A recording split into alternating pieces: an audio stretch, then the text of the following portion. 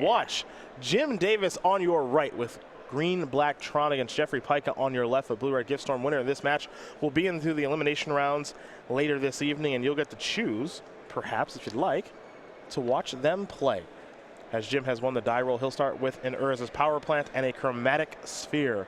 Jeff on 6 cards, Scry to the top, plays the Steam Vents, pass the turn back over to Davis. Davis will draw a card. Karn Liberated is what he's found. All right, looks like we're going to see a third turn Karn here. He will sacrifice their Chromatic Sphere, draw a card, found another sphere. Little mana floating, obviously, most likely green.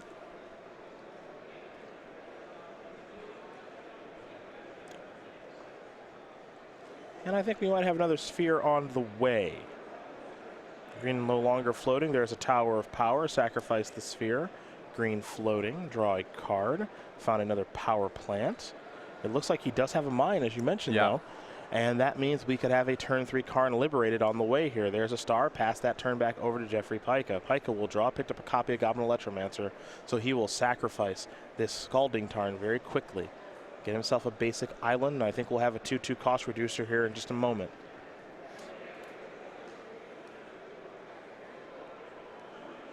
Yeah, I think both these players are aware that it's kind of a race to the board.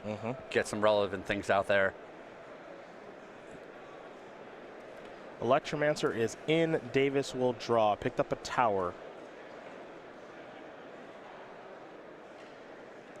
Jim always one to think his plays through. Never moves too quickly, which is why we've seen him have so much success over the past handful of years.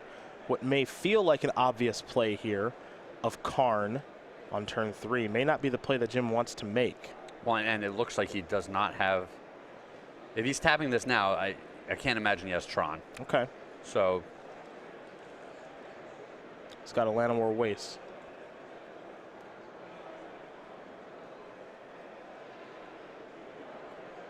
Oh, that was an old snow-covered forest tucked away back in his hand? Yeah, it looks like he's got one of those in there too. He's playing 2 copies of that card. Okay, so no Tron. Yeah. Our mistake. Yep, must not be.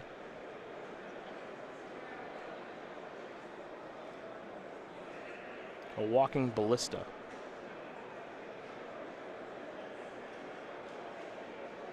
Jim trying to figure out exactly, because he has, it only cost 2. Yeah, he had a green in his pool, yep. so and they're asking him how he wants to use that mana. Yeah.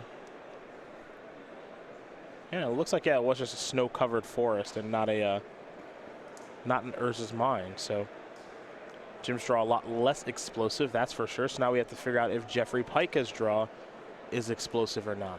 Yeah, potentially the game could be over on this turn. Well, we're going to get some movement here. Pyretic Ritual.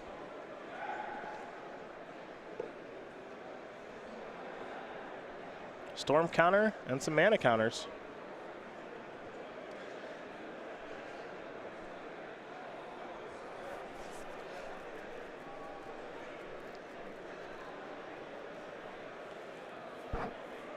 Three red. Let's make it a little more than that, up to 5. And now a Gifts Ungiven. That, of course, costs 3 total because of the Electromancer. That's spell number 3, so Pyka's going to go searching for 4 cards. And we'll see what he can put together.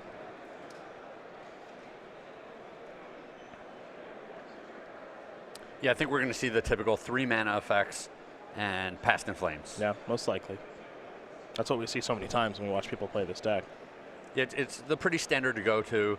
You know, just wants to generate some more mana through the Past in Flames. Then he has the Gift Ungiven to get a payoff card later. And this poor little Walking Ballista looking a little anemic on this board. Just a little short.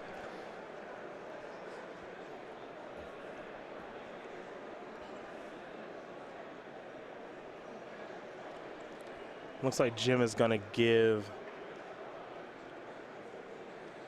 Pyka Past in Flames plus Manamorphose, which won't stop him from going off. Yeah, he wants to give him as little mana as possible, but it kind of doesn't matter. Yeah, you also want to give him as few cards as possible, you know?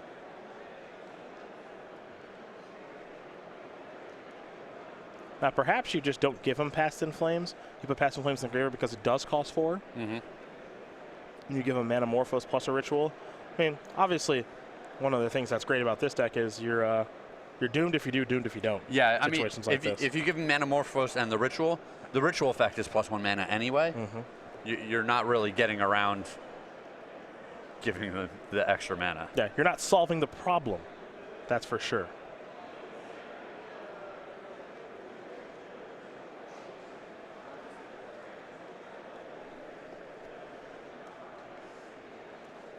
There's a land for the turn for Jeffrey Pyka. Steam Vents untapped. And with all these rituals, I can't imagine that he doesn't just win the game here. Mm-hmm. Got to keep track of the storm count.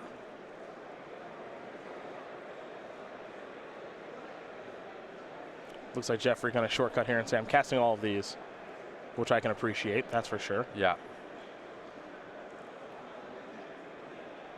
So lots of red mana. Here's Manamorphose. 3 + 2 blue. 4, 5, 6, 7, 8, 9 total mana. Storm count of 10. Draw a card. Ooh, and Grape Shot plus Remand. That's all that it takes, right?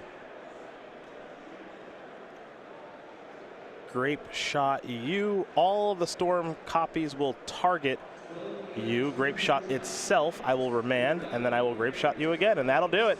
So Jeffrey Pyka is going to win game number 1 here over Jim Davis on turn 3. Blue-red Gift Storm very quickly up a game here over green-black Tron. Jim did not have Tron or Way to Kill Goblin Electromancer, and that really kind of solves things, doesn't it? Yeah, he got to cycle through some spheres and some stars and play a little 1/1 Ballista. That was all she wrote. That's the reason we like Storm in this matchup. There's not a ton of relevant cards for Jim. Jim has to have very specific things on very specific turns. Yeah. Or he's not able to win, especially in game 1. He's going to be an underdog a lot of the time. But he does bring some good cards to the table here after sideboard and 4 Collective Brutality, 2 Thragtusk, 2 Nature's Claim, 2 Seal of Primordium, a Devour Flesh, a Ghost Quarter, a Snow-Covered Swamp, a World Breaker, and an additional discard spell here in Thoughtseize. Yeah, and I expect him to, I would say, get a little leaner. I think he still wants the Fatal Pushes that are in his deck, and he's going to add to that with Thoughtseize and the Collective Brutalities in order to be able to attack his opponent's hand while he's establishing his board. For Jeffrey Pyka, he's got 4 Lightning Bolts, 2 Blood Moons, 2 Shattering Spree, 2 Empty the Warrens, 2 pieces of the puzzle, a Dispel, an Echoing Truth, and a Negate. Yeah, this is a pretty good sideboard for this matchup. Blood Moon is spectacular here. If he is dirtling around a little bit, so to speak, Blood Moon just gives him all the time in the world. And Negate is going to be a very strong one here as well. Yeah, some pretty nice options here for Jeffrey. Only 2 Blood Moons, but it is a card that he can actually accelerate out and play on turn 2 via those rituals. So perhaps we will see him do that. In the meantime, as these players do shuffle up here, Jim Davis is going to be on the play looking to tie things up. We turn our attention now to the Season 2 schedule here on the SCG Tour, where our Season 1 Invitational Weekend was, of course, won by Brian Koval. And then we went to Cincinnati. That was won by Michael Hamilton and his innovative 4-color control deck. Then we had our team open in Atlanta. That was won by Tom Ross, Todd Stevens, and Jody Keith. Syracuse is where we're at right now. We'll crown a champion here soon enough. Then we'll go to Richmond next weekend. Craig and I will be there covering some more Modern. Louisville for some Modern action. Then we'll go to Dallas for Ixalan Release Weekend. That'll be a standard open. Then Charlotte after that for some Modern action. Cincinnati for more Modern, Washington, D.C. for Legacy. Regional Championships November 4th, which will be Modern. More information coming at go.starcitygames.com/regionals in the coming weeks.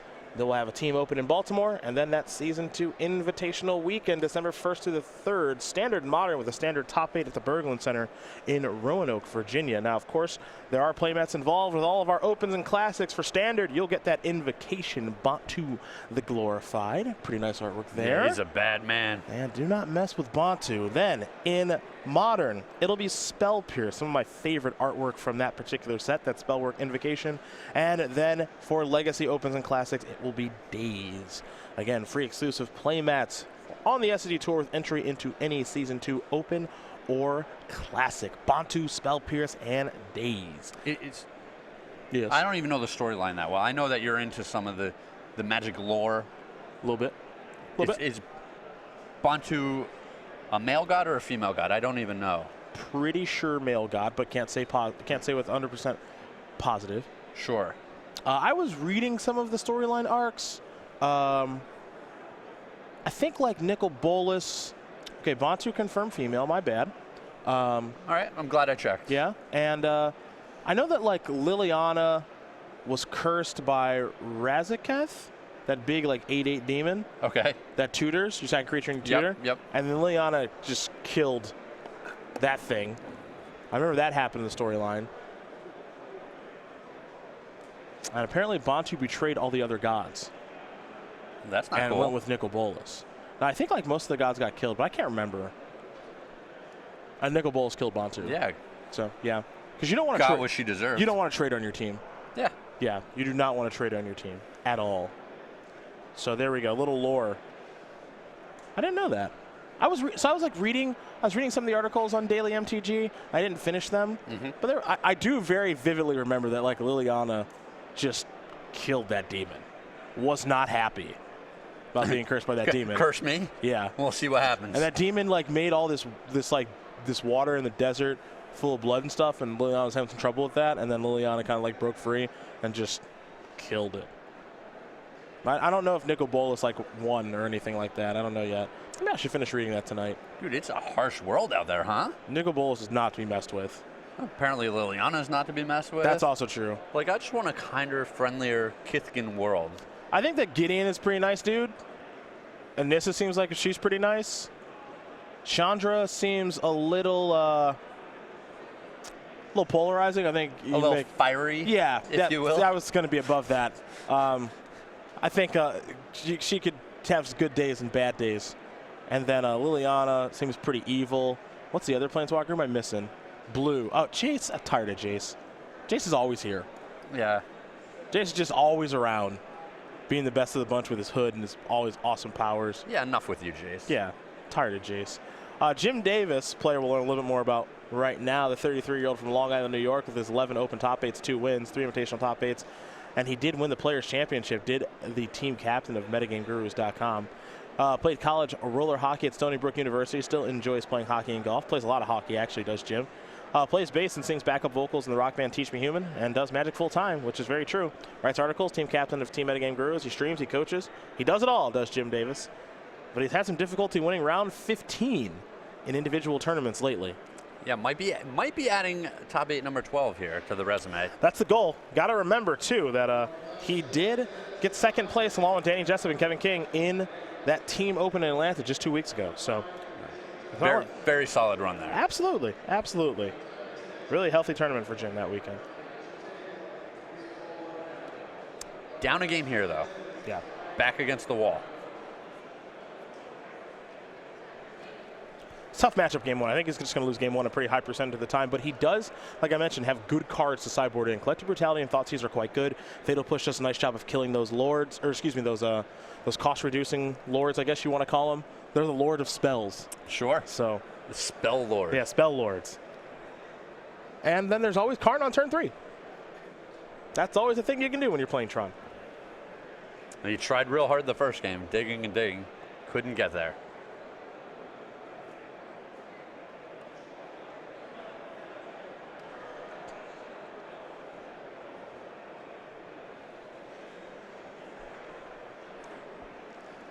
See how these players feel. They're happy. We're underway. Power plant. Chromatic sphere. Pass it back. Pyka will sacrifice a Scalding Tarn. He'll get himself a Steam Vents. You can see in Jim's hand he does have a copy of Ugin the Spirit Dragon, a card that he used to win his Players' Championship, beating Todd Anderson in the finals 2 years ago, as there is a Serum Visions. Scry 2 here from Jeffrey Pyka. Yeah, we saw him draw Baral there. So he's got the setup. We'll see if Jim can disrupt this. It looks like Jim has the pieces to quite effectively fight back. I hope so. Relic of Progenitus, he has a Thoughtseize.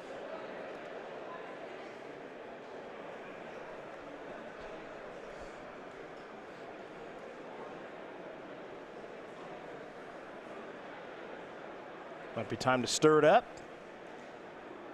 Stir it up. Ancient style. Top 5 cards here for Jim. Reveal a colorless card from among them, put them into the grip. Usually a Tron piece. More often than not. There's Nurse's Mine. Now he just needs the Tower of Power.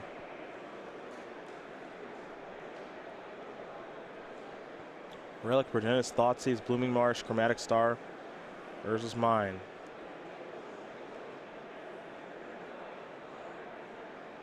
Maybe it's time to fire off that Thoughtseize. We'll see.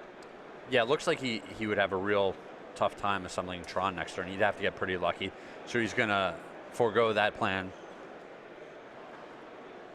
Ooh, triple Brawl. Okay. So that Brawl was a pretty bad draw for the opponent. Yeah, 3 Brawls, an Island, Serum Visions, Pyretic Ritual, and I believe a Remand? Correct. Huh. So I would think you'd just take the Serum Visions here. I think it's Visions. Well, I think it's one of the non-Brawls. Let's go with non-Brawl. Sure. Remand is the second choice here. Yeah, I think so. Pyretic Ritual is a little scary. Not in this hand, though. Yeah, I mean, at least not yet. Correct. Yeah. Okay. It would require a gifts first. Yeah. You know. Jim says, you know what? You can have that Serum Visions. I'm not that scared of that. Here's Baral. Davis will draw a Relic of Progenitus.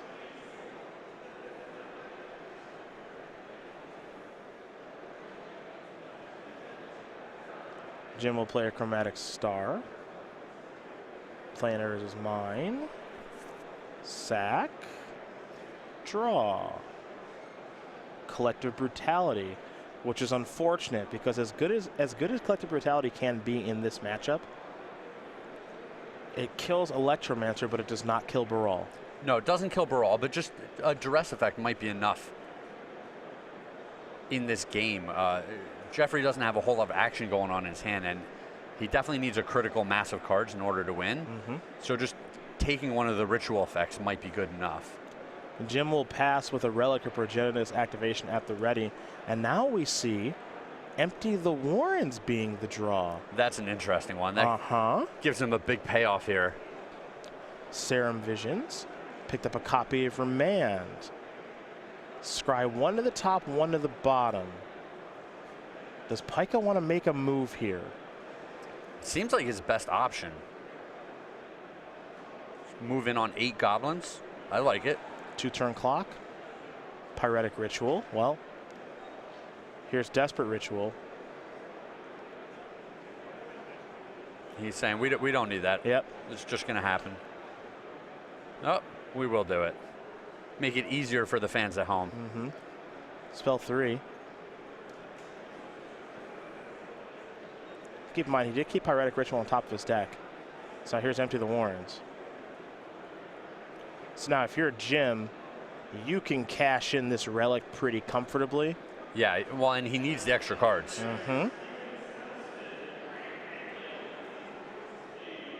So that's what he's going to do. Yeah, if he finishes Tron and plays Ugin, pretty good for him. Yep. Chromatic Star.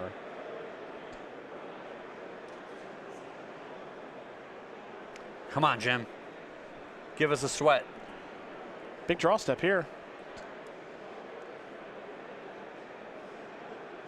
Power Plant. What a tease. Yeah. Tron is known to tease. All right, Jim does have another turn. So the question is, how does he dig as many cards as possible here? Well, it's got to start with the star. Yep, for sure. He might actually get 2 turns out of this, by the way, because he's got Collective Brutality. Sure.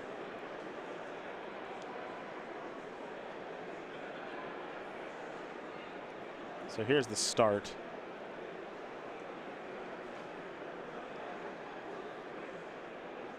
Sacrifice the star.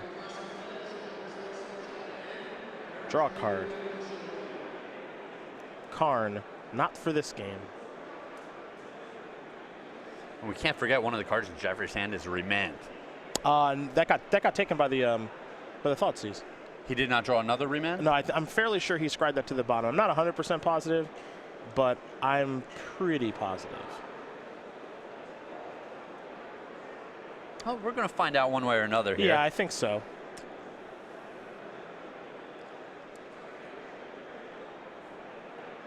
There's Relic.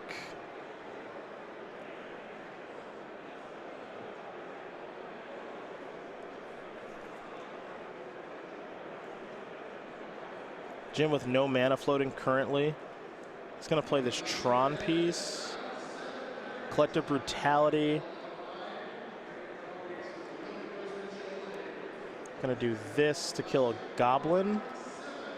Okay. I'm a little surprised. He does have a Remand, you're right. Yeah, and I'm surprised Jim didn't escalate that there. Likewise. Because now I think he's just iced. He can't come back now. He can't beat a Remand. He cannot beat the Remand. Yeah. And, you know, the Collective Brutality, it might have just been better to lose 2 game 2. Yeah. I'm a little bit surprised by that as well. Especially if he draws a tower now. Picked up a Chromatic Star, or Chromatic Sphere. Yeah, he'll get another turn out of it because there's only 8 power, but I'm still with you. I'm a little surprised not to see a duress effect.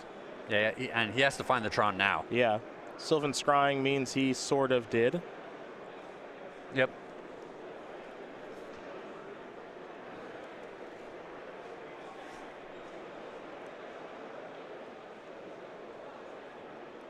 Yeah, so this turn I think we see Jim go Scrying for tower, play Karn. Yep. That's the most likely route we're going to see here. Ooh. Wow. I'm a little surprised by that, too. Oh, well, he used his black-green source to sacrifice the Relic.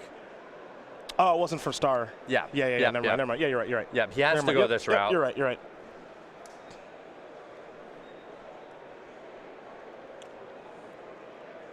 There's the tower.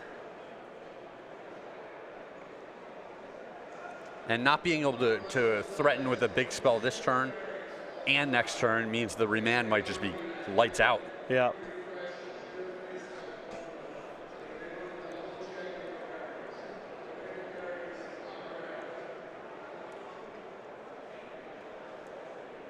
Ooh. I guess I am still pretty surprised, again, not to just see the escalate from the Collective Brutality a little bit earlier. Yeah, it seems like this game is going to end with him having cards in his hand either way. Jim is going to crack this. I guess for a black to try to hit Fatal Push. Yeah. Okay. Well, he did. Draw. And that play is a little strange as well. Going to put him down to 2. I mean, Jeffrey's not tapping Nana. Yeah, I can't imagine. Unless he could go Ritual Blood Moon. Yeah. Jim drew Worm Coil Engine.